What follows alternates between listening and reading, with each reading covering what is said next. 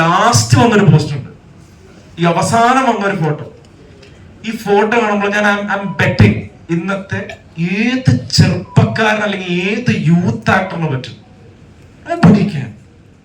ഇത് കേരളത്തിൽ നമ്മൾ ചെറുപ്പം മുതലേ കണ്ടോണ്ടിരിക്കുന്ന ആൾക്കാരിൽ ഹീസ് ഡൂയിങ് ദിസ്. പുറത്തുള്ള ആൾക്കാര് ഇപ്പൊ ഒരു രീതിയിൽ വേറെ ആരെയും പറയാൻ പറ്റാതെ വന്നപ്പോഴേക്കും പറഞ്ഞേ പറ്റുള്ളവർക്ക്.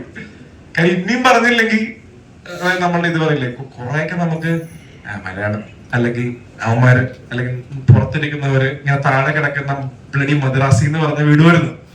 പക്ഷെ ഇത് ഒരു പരിധി കഴിഞ്ഞും നമ്മളിങ്ങനെ അവര് മറ്റേ കിളവന്മാരെ പോയി, അവർക്ക് ഒരു രക്ഷയിൽ ഇനി ക്യാമറയുടെ മുമ്പിൽ വന്നിട്ട് അപ്പോഴും ഒരാൾ ഇങ്ങനെ നിന്ന് കാണിക്കുമ്പോഴേക്ക് ഗതികെട്ട് പറഞ്ഞു പോകാം, ഇനി രക്ഷയില്ല പറയാതെ. ലെജൻഡ് പക്ഷെ നമുക്ക് പറ്റുന്നുണ്ടോ? നമുക്ക് ഈ പറഞ്ഞ പോലെ കഴിഞ്ഞ അതിനിപ്പോ പല ആൾക്കാരും വന്ന് ചിലപ്പോ ഈ വീഡിയോയുടെ താഴെ എഴുതും, അവന്മാരെ മറ്റേ ഇത് ചെയ്യുന്നില്ലേ, ആ സർജറി ചെയ്യുന്നില്ലേ, ഈ മരുന്ന് ചെയ്യുന്നില്ലേ. ഇതൊക്കെ പോട്ടെ, ഒരു കൊടവയറില്ലാതെ പിടിച്ചേക്കാൻ പറ്റുന്നുണ്ടോ അവരെ സംബന്ധിച്ചോളം? പറ്റുന്നു. So it is not easy.